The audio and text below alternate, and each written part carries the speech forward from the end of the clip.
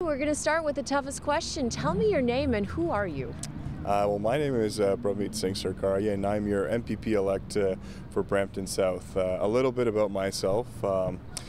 Proud Bramptonian, been living here for a long time, grew up here. It's been so great to meet so many residents in the city, and worked on so many different with so many different organizations here. I started off working with something I founded with a couple of friends of mine, Hockey for Humanity, an organization where we host charity ball hockey tournaments. Started with a hockey player? Oh yeah, I love hockey. I love hockey. I love basketball.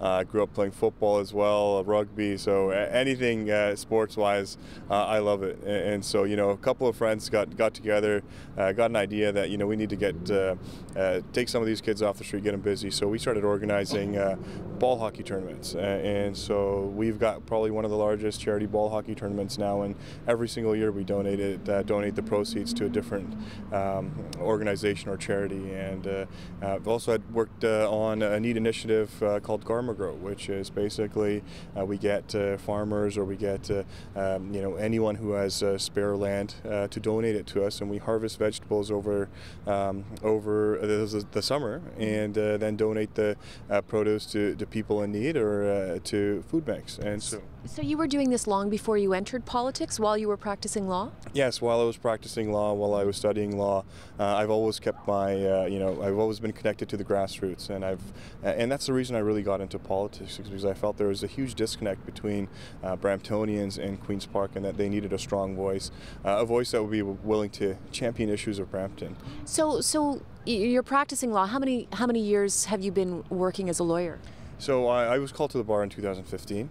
So 3 years. Yes. So why now? Why enter politics now? You're 29 years old. Why not 4 years from now? What was it that drew you into it now to abandon your law practice for now? Well, there was, we were at a crossroads in this province. We saw 15 years of liberal waste, mismanagement, and spending, and so we had to really look at the future of this province and where we wanted to take it. And being involved in the community and listening to so many people, they really needed a voice at Brampton, and I thought I could be that voice. And we campaigned very hard. We knocked on so many doors, and we saw the frustration. So it's been very worth it. Were you always aspiring to be a politician? You know what? I was actually never always aspiring. I was always just trying to keep myself connected to the community, work on different initiatives, help out wherever I could.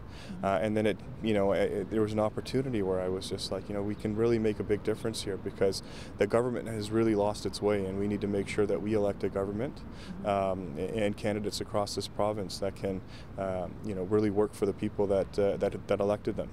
So tell me more about you as a person. So it sounds like you're a humanitarian. You've been involved in a lot of charity work. You love sports. You practice law.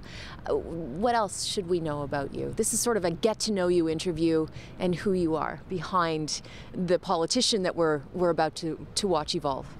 I'm just, I'm a normal Bramptonian. That's how I like to describe myself. I love watching sports. I love playing sports.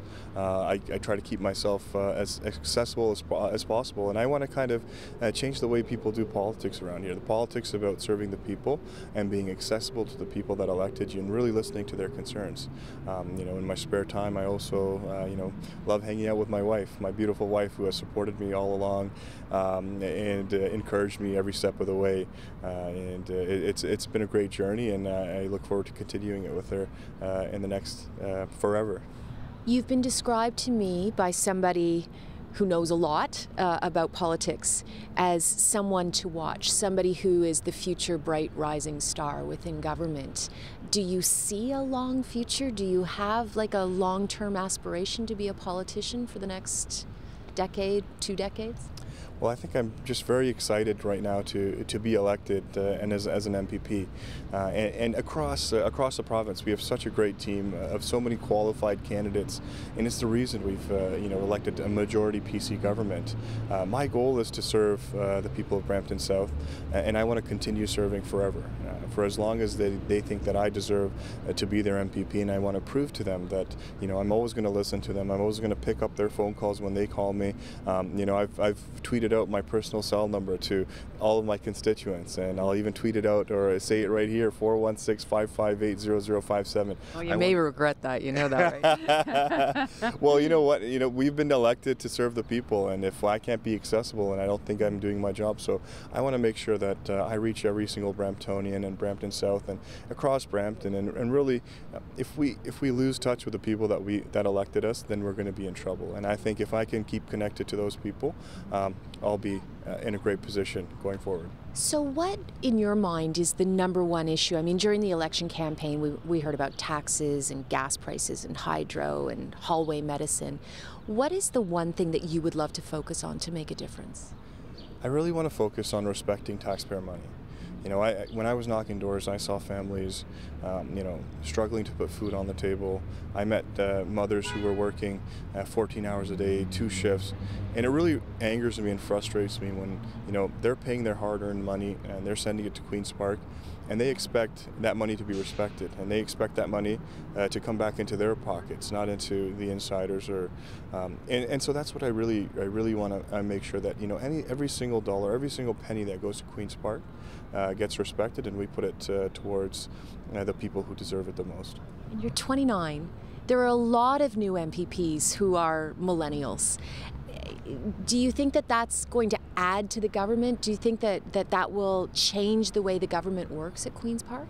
I completely do. It's a diverse group of candidates, young candidates, and sometimes the younger population, is some of us younger, we get overlooked. And I think this is a great opportunity for the younger generation to have a voice, and it's a new movement we've created, and there's a reason there's so many of us. It's a great party that has united us under a great leader like Doug Ford.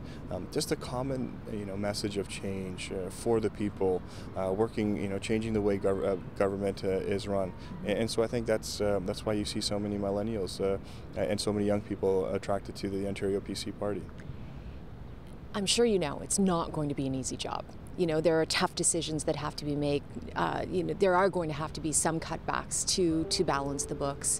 How are you going to manage all of that and keeping, no politician can keep everyone happy, and they have to make some really difficult decisions. How do you think that's going to impact you? Well, I think the priority is to make sure that we continue governing and looking out for the people. We want to make sure that every decision we make represents the best interests of this province and moves this province forward. We want to make sure that we're open for business. We want to make sure that we create growth in our economy. We want to make sure that we bring relief to the hydro bills and decrease taxes, because when we can do that, everybody in Ontario can prosper, and everybody in Ontario will have more money in their pockets, and we can move forward together. Are you nervous? I'm excited. I've been giggling ever since I got elected, and I'm just living the dream. And I'm so happy that the people of Brampton South elected me, and I'm forever grateful to them for giving me this honor.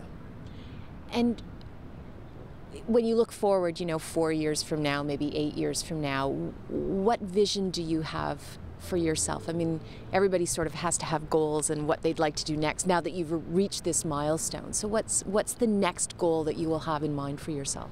My goal is Brampton. My goal is to bring Brampton to the superpower I believe it can be, whether it's bringing jobs here, it's making sure the youth of Brampton get the employment that they deserve, it's making sure that our hospital has the funding it deserves. So I want to be a champion for the city, a champion for the city at Queen's Park and across this country, where we can bring and we can make sure that Brampton finally has a voice that's willing to work for it, and finally has a friend at Queen's Park that can bring in some much needed relief to the city. So if you could sit down with Doug Ford right now, what would you say to him on my constituents in Brampton need X right now? What would that be?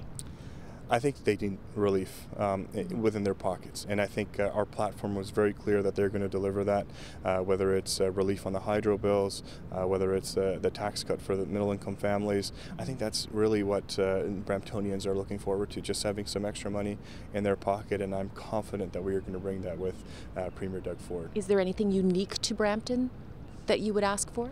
Well, uniquely to Brampton is actually great that you bring it up is auto insurance. We actually pay some of the highest auto insurance in all of Ontario, and actually my postal code in Brampton South it's the highest postal code in all of Brampton. So that's another issue that I really want to work on. Because how would you tackle that? Well, it's about making sure that we fight against unfair practices that are being used by some of the insurance companies, and we got to make sure we reduce the fraud, and we have ways to do that.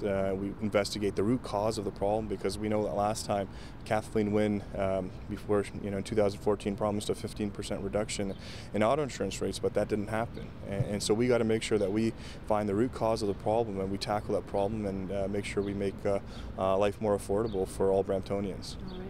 Well, it's going to be very exciting to watch you over the next 4 years, and congratulations. Thank you so much. Thank you.